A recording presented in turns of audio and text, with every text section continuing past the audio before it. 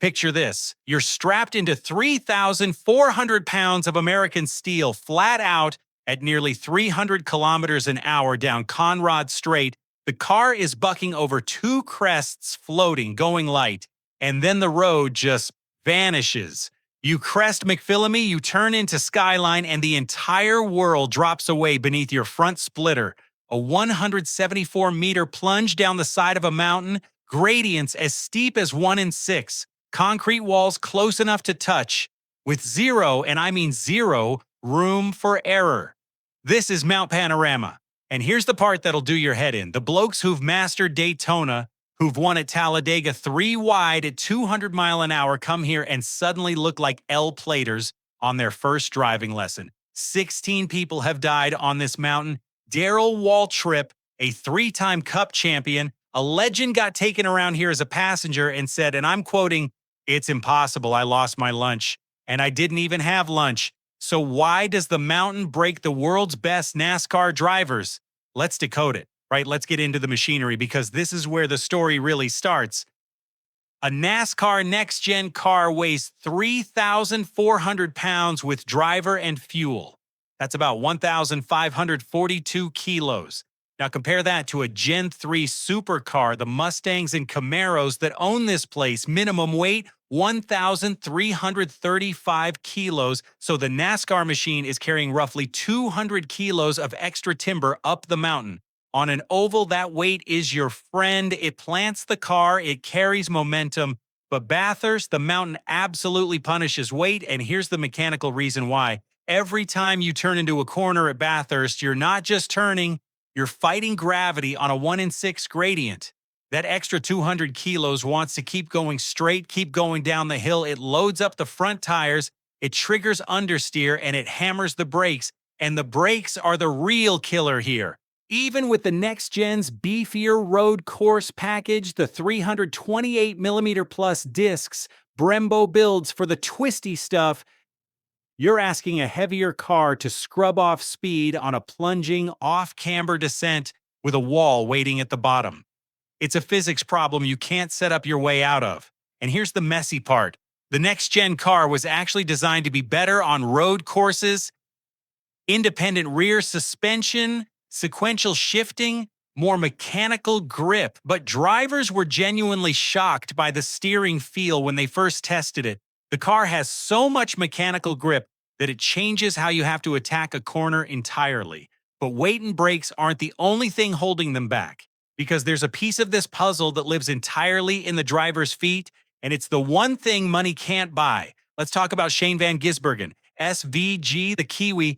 This bloke is the Rosetta Stone of the whole debate, because he's done what almost nobody has. He's dominated both worlds. 3 Bathurst 1,000 wins, a record-breaking Supercars championship season. Then he jumps to America, wins on debut in Chicago in a Cup car, and in 2025 he wins 5 of the 6 road course races on the schedule and takes Rookie of the Year. That's not a fluke, that's a translation. And the thing he's translating is a technique most NASCAR drivers have literally never had to learn. Heel and toe, old school right foot braking, where you press the brake with the ball of your foot while blipping the throttle with the edge of your heel to match the engine speed on downshifts. Max Verstappen described SVG as a crazy right foot braker. NASCAR's own social team posted his footwork and called out that he's one of the very, very few Cup drivers who genuinely heel-toe downshifts. Most of them just blip the throttle and chatter the rears. Now, here's why that matters at Bathurst specifically. The modern next-gen car has a sequential gearbox you bang up and down through the gears almost like a motorcycle. No finesse required. That's fine on a wide American road course with runoff. But at Bathurst, coming down Skyline into the Dipper, off-camber on the edge of a cliff, the car that rotates cleanest wins.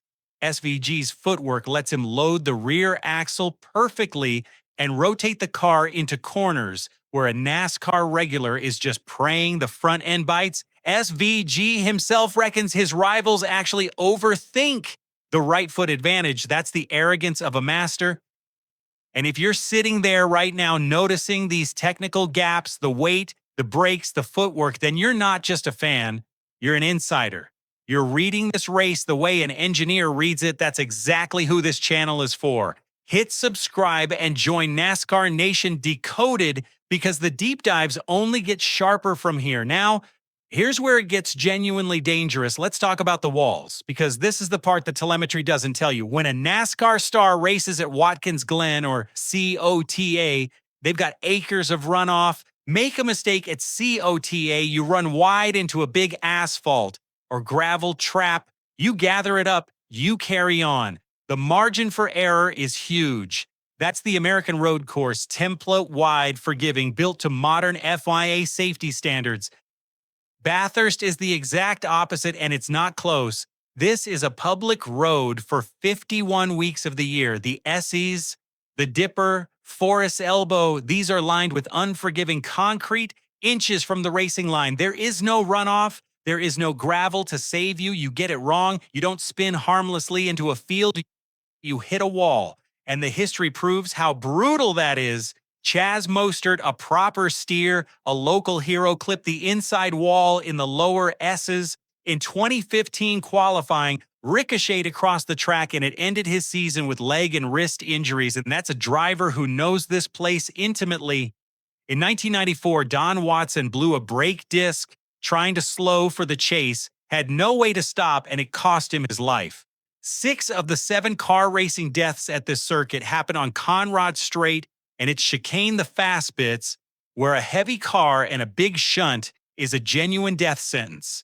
Now put a NASCAR rookie in that environment, a driver whose instinct honed over a career tells them a mistake means a spin and a slide. At Bathurst, that same instinct gets you into the fence at 250K. The mountain is suffocating, the walls close in, and your brain, trained on wide-open ovals, is screaming that there's no escape route because there isn't one. But can any of them actually overcome it? Here's the verdict. So, can a NASCAR star ever win at Bathurst? Let's be brutally honest with the data. A pure oval-bred cup driver dropped in cold? No chance. The numbers say it plain. 200 kilos of extra weight punishing the brakes on a 1 in 6 descent, a footwork technique they've never had to master, and zero margin for error against walls that have killed 16 people. The learning curve on this mountain isn't a curve, it's a cliff, and it's called Skyline. And this is the whole point, SVG has already proven the reverse crossing is possible. He went from Bathurst to winning in NASCAR, which tells you the raw skill absolutely transfers if the driver is willing to relearn from the ground up. So the real answer is this. A NASCAR star can win at Bathurst, but only if they stop being a NASCAR star. Only if they surrender the oval instincts, learn to heel and toe, and spend real seasons, plural, respecting the mountain instead of attacking it. Someone like Kyle Larson, a genuine all-rounder who wins in anything with wheels, is probably the one current Cup name with the natural feel to eventually crack it. But even Larson would need years, not weekends. The bottom line is this: Mount Panorama doesn't care about your trophy cabinet. It doesn't care that you've won the Daytona 500. It has humbled wall trip. It's injured local legends, and it demands a completely different craft. That's not a weakness in NASCAR drivers. It's a testament to just how special this ribbon of road across the top of a mountain really is. So here's my challenge to you, the elite analysts of this channel. Will the Cup Series ever produce a driver brave enough and humble enough to conquer the mountain?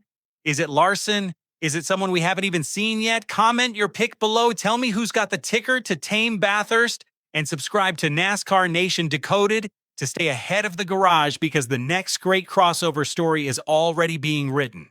This is the mountain, and it bows to no one.